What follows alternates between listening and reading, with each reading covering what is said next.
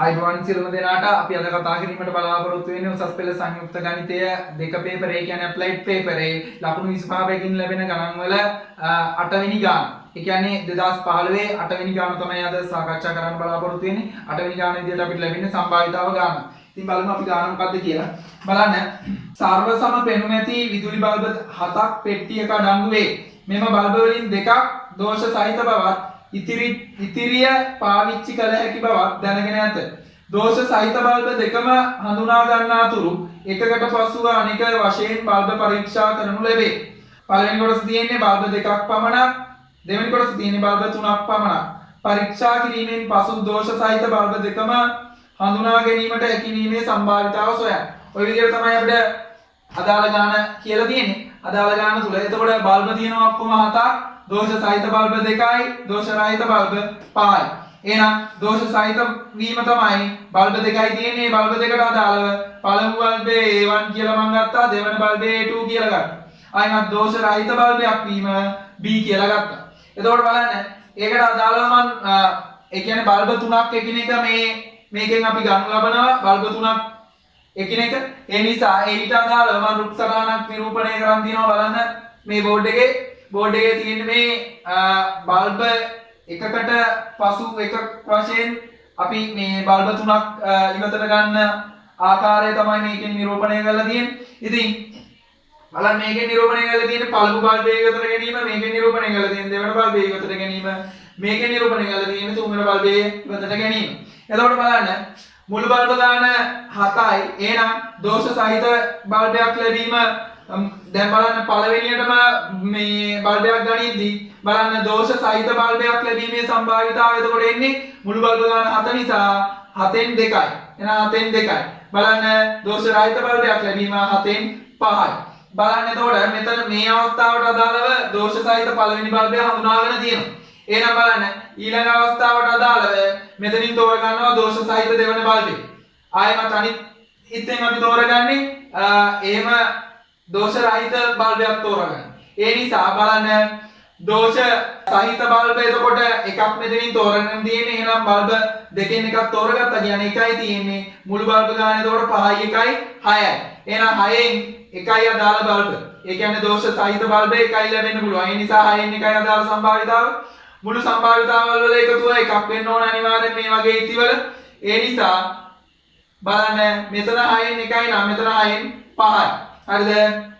ඊට පස්සේ බලන්න දැන් මෙතනින් එහාට අපි ගියා කියලා තේරුමක් නැහැ. අපි දැන් හොයාගෙන තියෙන ඒ කියන්නේ දෝෂ සහිත බල්බ දෙකම තෝරගෙන තියෙන්නේ. ඒ නිසා මෙතනින් එහාට ඉත්තක් අඳින්න බෑ.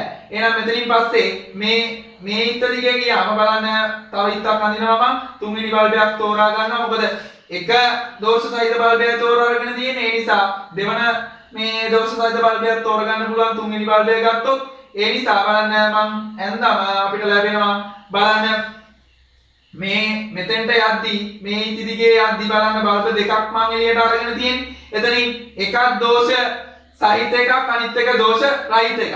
ඒ නිසා මුළු බල්බ ගාන 7යි 7න් බල්බ දෙකක්ම අරන් තියෙන්නේ. එහෙනම් ඉතුරු වෙලා තියෙන බල්බ 5යි.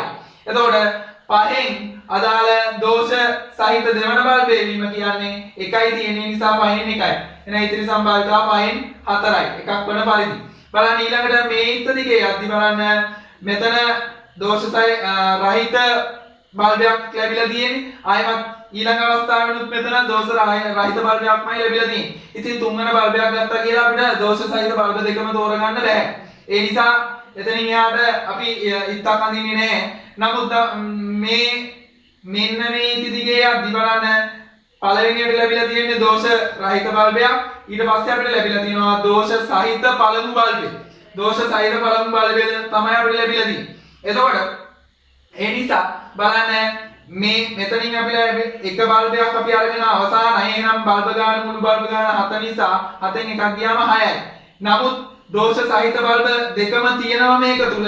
අරන් තියෙන්නේ දෝෂ රහිත එක බල්බයක් පමණයි. ඒ නිසා මෙතන 5න් එකක් අඩු වෙනවා 4 දක්වා. ඒ නිසා මෙතන සම්භාවිතාව 6න් 2ක් වෙනවා. මෙතන සම්භාවිතාව 6න් 4ක් වෙනවා. එහෙනම් බලන්න ඊට පස්සේ මෙතන පළවෙනි දෝෂ සහිත බල්බය තෝරාගෙන අවසන්. එහෙනම් එතනින් එහාට දෝෂ සහිත දෙවන බල්බය තෝරා ගැනීම සඳහා තව තුන්වෙනි බල්බයක් අපිට ගන්න වෙනවා. ඒ නිසා අපි ඉත්තක් නිර්මාණය කරලා බලන්න. එතකොට මේ තමයි දෝෂ සහිත දෙවන බල්බය. තමයි මේ ලැබිලා තියෙන්නේ. එහෙනම් බලන්න මෙතන ඉඳලා මෙතෙන්ට යද්දී බල්බ දෙකක් අරන් අවසానයි. එහෙනම් දෝෂ සහිත එකක් සහ රහිත එකක් අරන් තියෙන්නේ. එතකොට දෝෂ රහිත එකක් සහ දෝෂ සහිත එකක් අරන් තියෙන්නේ. එහෙනම් බලන්න මුළු බල්බ ගාන 7යි 7න් දෙකක්ම අඩු වෙන්න ඕන. එහෙනම් 5යි ඉතුරු. බලන්න ඊට අදාළව බලන්න දෝෂ සහිත බල්බ එකයි ඉතුරු වෙලා තියෙන එකක් මෙතෙන්ට අරගෙන තියෙනවා. එහෙනම් එකයි තව ඉතුරු වෙලා තියෙන්නේ. මුළු ඉතුරු වෙලා තියෙන බල්බ ගාන 5යි 5න් එහෙනම් දෝෂ සහිත බල්බයක් වීම 5න් 1යි. ඒ කියන්නේ දෙවන දෝෂ සහිත බල්බය ලැබීම 5න් 1යි. ආයෙත් බලන්න මේ දෙකේ එකතු එකක් වෙන පරිදි මෙතන සම්භාවිතාව 5න් 4යි. ඒ විදිහට අපිට ගන්න පුළුවන්. දැන් බලන්න ඒ විදිහට අපිට මේකේ අදාළ රුක් සටහන නිරූපණය කරගන්න පුළුවන්. ඊට පස්සේ අපෙන් අහනවා පළවෙනි කොටස විදිහට බල්බ දෙකක් පමණක් පරීක්ෂාවෙන් දෝෂ සහිත බල්බ දෙකම හඳුනා ගැනීමේ සම්භාවිතාව. එතකොට බලන්න කෙලින්ම බල්බ දෙකක් පමණක් අරගෙන අදාළ දෝෂ සහිත බල්බ දෙකම තෝරගන්න. එහෙනම් එහෙම අවස්ථා තියෙන එකයි මෙන්න මේ අවස්ථාව පමණයි මේ අවස්ථාව පමණයි.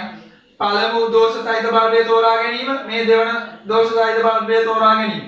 එහෙනම් බලන්න අවස්ථා දෙකකින් මේක ගන්න පුළුවන් මෙන්න මේ ඉති දෙක විතරයි තියෙන්නේ. ඒ නිසා අපිට ඒක ලියන්න පුළුවන් සම්භාවිතාව PA1 A2 කියලා. එතකොට බලන්න මෙන්න මේවා PA1 වාරයක් PA2 විදිහට අපිට ලියා ගන්න පුළුවන්.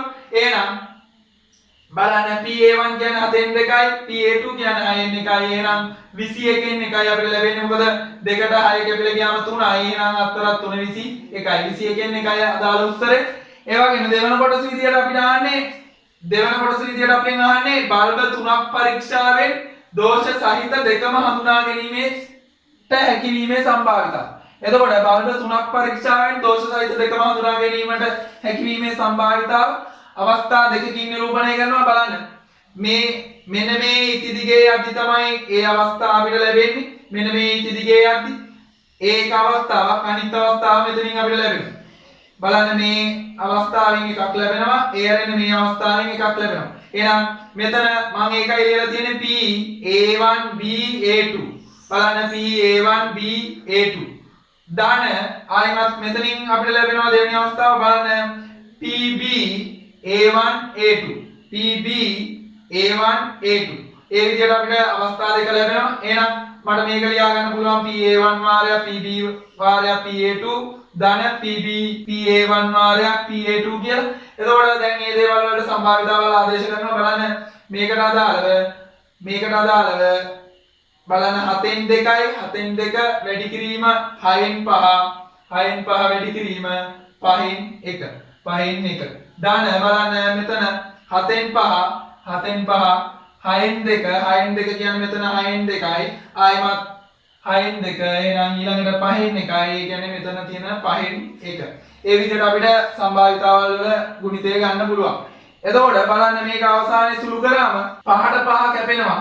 ඒ අරින්න මේ 2ට 6 කැපුණාම 3යි ඉතුරු වෙන්නේ. එහෙනම් අත්තරක් 3 21යි. ඒ නිසා 1 බෙදීම 21ක් තමයි මෙතනින් එන්නේ. ආයෙත් මේ 5ට 5ක් කැපිලා යනවා. ඊට පස්සේ මේ 2ට 6 කැපෙනවා 3න් 1යි. එතකොට අත්තරක් 3 21යි. එහෙනම් 21න් 1යි මෙතනින් අපිට ලැබෙන්නේ. එහෙනම් බලන්න 21න් 1 දාන 21න් 1 කියන්නේ 21න් 2යි. අපිට 21න් 2ක් තමයි අදාළ උත්තරය විදියට ලැබෙන්නේ. ඒ කියන්නේ බල්බ 3ක් පරීක්ෂාවෙන් දෝෂ සහිත දෙක බල්බ දෙකම හඳුනා ගැනීමේ සම්භාවිතාව අපිට ලැබෙන්නේ 21න් 2ක් විදියට. ඉතින් අපි මේ හදලා ඉවර කරේ 2015 උසස් පෙළ සංයුක්ත ගණිතයේ දෙක පේපරේ, ඒ කියන්නේ ඇප්ලයිඩ් පේපරේ 8 වෙනි ගාන සම්භාවිතාව යටතේ ලැබෙන 8 වෙනි ගාන. ඒ කියන්නේ සම්භාවිතාවෙන් අපිට ලැබෙන්නේ 7 වෙනි ගාන සහ 8 වෙනි ගාන. ඒ අතරින් 8 වෙනි ගාන තමයි මම මේ හදලා ඉවර කරේ. මේ වගේ වීඩියෝස් මගේ YouTube channel එක තුල ඉදිරියටත් දානවා. අනිවාර්යෙන් මගේ YouTube channel එක subscribe කරන්න. ඒ වගේම ඔයාලා ළඟට මම වීඩියෝ එකක් දැම්ම ගමන් notification එකක් ගෙන්න ගන්න අනිවාර්යෙන්ම bell icon එක press කරලා තියාගන්න.